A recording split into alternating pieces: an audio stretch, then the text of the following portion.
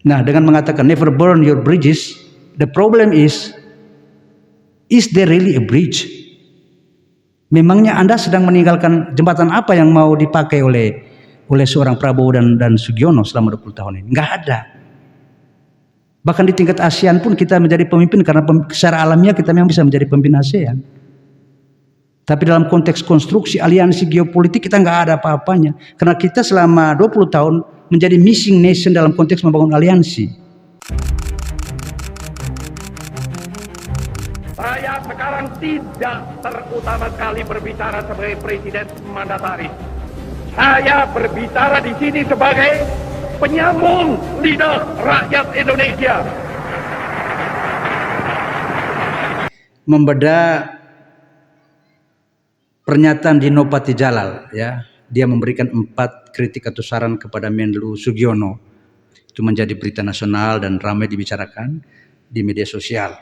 Nah, mari kita take seriously, ya, menganggap itu sebagai sesuatu yang sangat penting.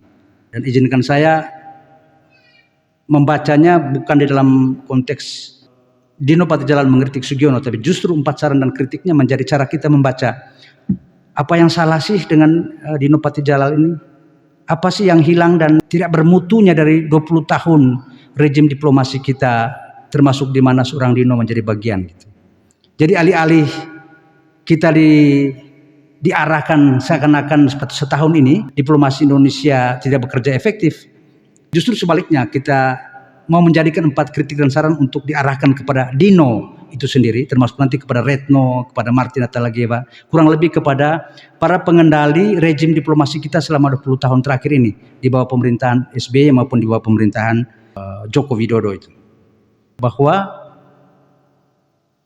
apa yang sedang terjadi dengan pernyataan Dino di balik itu adalah terjadi benturan paradigma antara paradigma yang diperkenalkan oleh Prabowo dalam diplomasi kita setahun lebih ini dengan paradigma yang digunakan hampir selama 20 tahun lebih, ya, sejak masa SBY sampai masa Jokowi. Rejim diplomasi, saya gunakan istilah itu, rejim diplomasi, paradigma dan cara kita berdiplomasi setahun lebih ini yang diperkenalkan oleh Prabowo sangat luar biasa. Itu disebut sebagai realisme geopolitik, sebagai fondasi awal kita membangun menghadirkan diri kita dalam proyeksi multilateral geopolitik kita. Dan itu kontras dengan model hubungan internasional, international relation standar yang diterapkan 20 tahun terakhir. Ketika rejim diplomasi kita selama 20 tahun terakhir itu membaca dunia, hadir ke dunia sebagai hubungan antara negara, bukan sebagai hubungan antara kekuatan atau aliansi ekonomi dan politik dan keamanan. Nah, ketika Dino mengkritik Sugiono, menjadi menarik buat kita untuk melihat what's going wrong with Dinos ini dengan gengnya, ya. Apa yang salah dengan Dino dan teman-temannya ini? Merasa tidak digunakan, tidak disertakan dalam agenda proyeksi realisme geopolitik Prabowo, atau memang dia merasa eksperimentasi geopolitik mereka atau hubungan internasional mereka selama 20 tahun bisa dijadikan rujukan.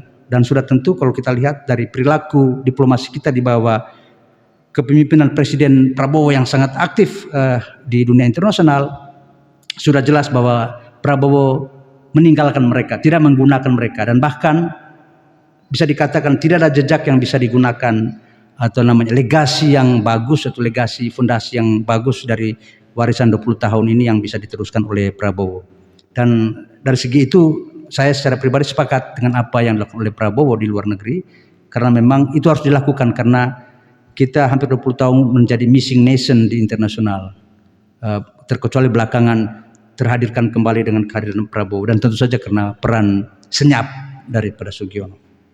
Oke, mari kita bongkar, ya, 4 poin atau 4 kritik Dino Patijalal kepada Sugiono sebagai cara kita mengkritik balik kepada Dino dan orang-orang yang punya paradigma seperti Dino. Pertama, Dino mengatakan bahwa Sugiono absen sebagai Menlu, dia tidak hadir gitu. Dan bahkan lebih jauh dikatakan bahwa di bawah Menlu sekarang ini berubah dari center of excellence menjadi center of mediocrity. Dan ini luar biasa sekali. Ini berarti bukan hanya kritikan kepada Sugiono, ini semacam kritikan dan sinisme kepada Presiden Prabowo. Justru persis di momen ketika Indonesia lagi bangkit di dunia internasional. Setelah hampir 20 tahun, orang seperti Dino, Retno, dan Martin Talgewa menjadi satelitnya Amerika Serikat dan Eropa. Dan menjadi missing nation ketika ada transformasi geopolitik. Justru yang mediocre adalah kelompok ini, Dino ini. Dino mewakili kelompok mediocre ini. Karena dia mengklaim bahwa dirinya adalah, atau mungkin kalau kita mengutip Nautilus Pigai yang tidak banyak berkecimpung dalam dunia internasional, tapi sekiranya ada benarnya, dia mengatakan ini kecongkakan arogansi elit rejim diplomasi kita, yang tentu saja elit-elit yang memang menjadi tercerabut dari dinamika politik nasional, dan mereka menjadi bagian dari satelit yang dibesarkan dalam riwayat karir mereka di Eropa, di Amerika Serikat, dan pendidikan segala macam, yang memang membuat Indonesia menjadi negara yang tidak punya pengaruh bahkan di tingkat kawasan, setidaknya hanya bisa bertahan pada tingkat ASEAN. Dan itu yang mau dirombak dan mau diubah, mau diberantas, mau ditransformasi oleh seorang Prabowo dan tentu saja oleh Sugiono. Kedua, Dino ini mengatakan bahwa Sugiono kurang ada komunikasi publik. Bagi dia, dengan mengutip Ali Alatas kalau tidak keliru ya, mengatakan bahwa French policy begins at home gitu ya. Jadi bagi Dino, publik dalam negeri kita tidak mengetahui apa yang dilakukan oleh Indonesia di luar negeri gitu, termasuk apa yang dilakukan oleh Sugiono.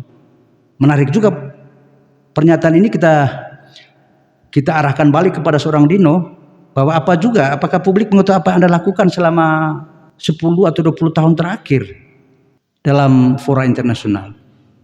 Yang diketahui oleh publik adalah selama 10 tahun SBY, rejim diplomasi kita adalah rejim diplomasi yang menunjukkan Indonesia dengan good governance.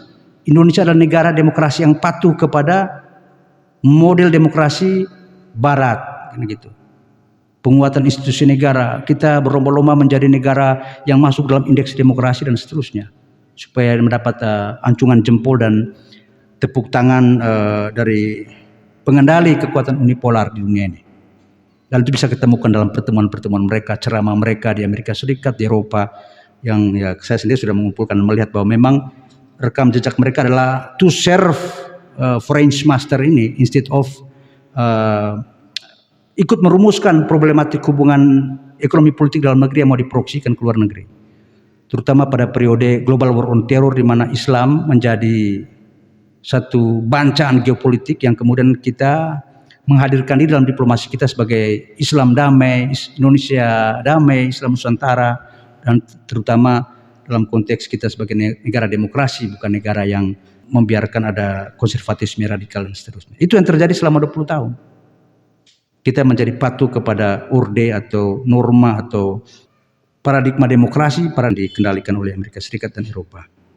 Nah, pertanyaan kita kepada seorang Dino, gimana dia bisa memberi keterangan ke publik sementara publik senantiasa mengikuti pergerakan perjalanan ke luar negeri dari presiden kita di berbagai forum?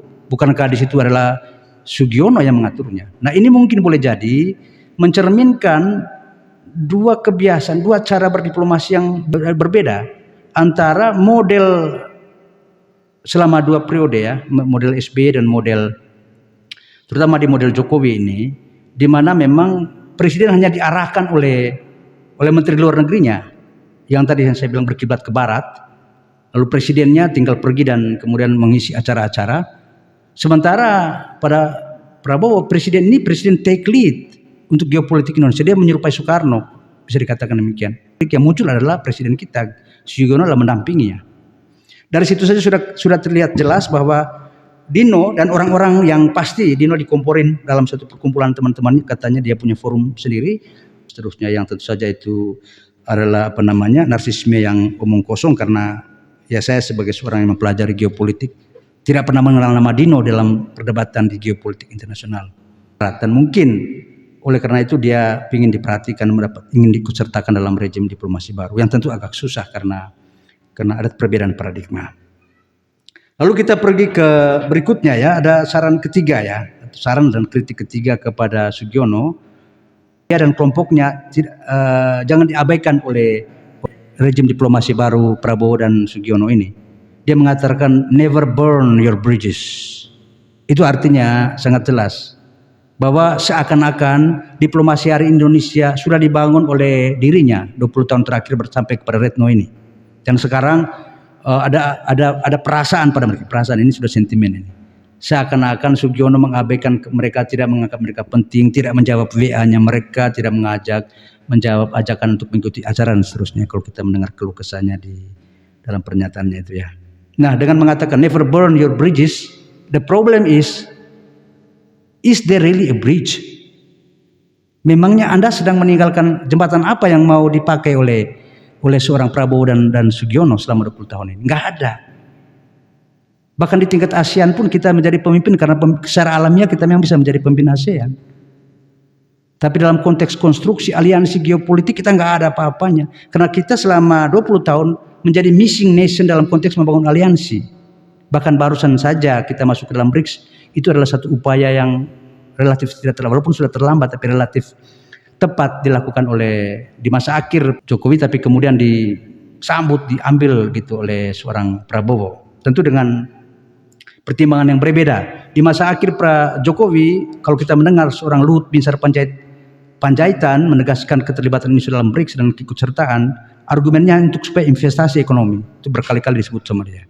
Sementara pada Prabowo dalam pidatonya, dalam berbagai kesempatan termasuk di Brasil maupun di Jakarta menyambut Presiden Lula, menjadi jelas ya dan terang-benderang bahwa aliansi ini adalah aliansi yang seperti dibayangkan oleh Soekarno, menyangkut membangun aliansi multipolar yang membuat dunia damai, berkeadilan dan kesetaraan. Dan itu sangat berbeda dengan konstruksi diplomasi kita yang dibangun dalam 20 tahun yang cenderung melayani agenda, arahan ya dan kepentingan dari global yang disebut unipolar tadi gitu. Setelah membuat statement never burn your bridges itu yang sarkas sebetulnya, lalu disusul dengan pernyataan nanti kalau rejim diplomasi Prabowo termasuk Sugiono ini berantakan, itu gagal, tidak akan ada orang yang membela Anda dari komunitas diplomat Indonesia gitu lah.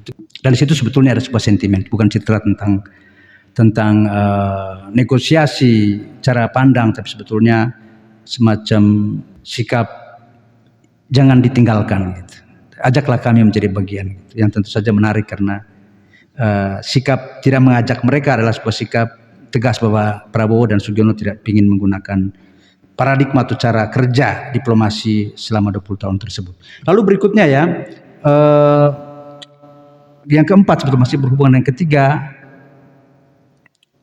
Dino Patijala menyampaikan bahwa Sugiono harus menjadi bagian ya, proaktif dengan komunitas akar rumput politik luar negeri Indonesia gitu ya. Boleh jadi dalam konteks think tank, dalam konteks komunitas penelitian, boleh jadi komunitas kampus dan seterusnya.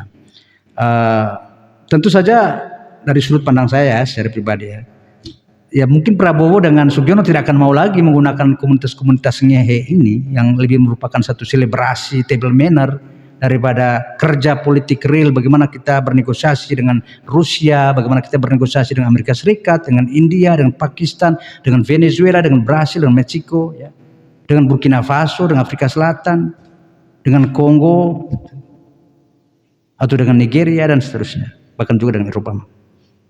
Jadi mereka membypass kebiasaan-kebiasaan yang dianggap sebagai kebiasaan ngehe elitis dari rezim diplomasi karir, ya.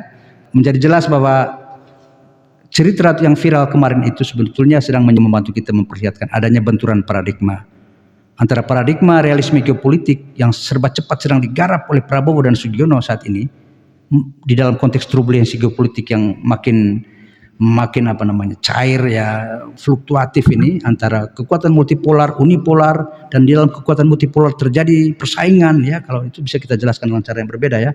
Karena kekuatan multipolar juga ini adalah kumpulan dari faksi-faksi negara yang masing-masing punya kepentingan regional yang berbeda. Lalu sementara ada kekuatan unipolar yang diwakili oleh Amerika Serikat dan Eropa, NATO maupun European Union atau Uni Eropa ini yang juga di dalamnya ada citra yang rentan ya, ada proses renegosiasi antara Eropa, EU dengan Amerika Serikat, NATO dengan Amerika Serikat gitu loh. Walaupun Amerika Serikat menjadi bagian yang terpenting di dalam NATO. Lalu di dalam Uni Eropa sendiri terjadi kontraksi negara-negara yang disebut negara utama gitu, karena di dalam menggunakan cara pandang world system ya, Eropa sendiri juga ada negara utama dan negara apa namanya, negara sedang itu ya, dan negara yang di periferinya itu ada. Jadi ada 3 lapis juga. Jadi di situ saya yakin ya, kita yakin Prabowo dan Sugiono mungkin mulai belajar untuk melihat bahwa mendekati negara-negara ini tidak harus melihat negara itu sebagai semuanya berdaulat, tapi semua negara harus didekati dalam cara pandang satu negara tertentu yang kita dekati akan berdampak pada negara lain.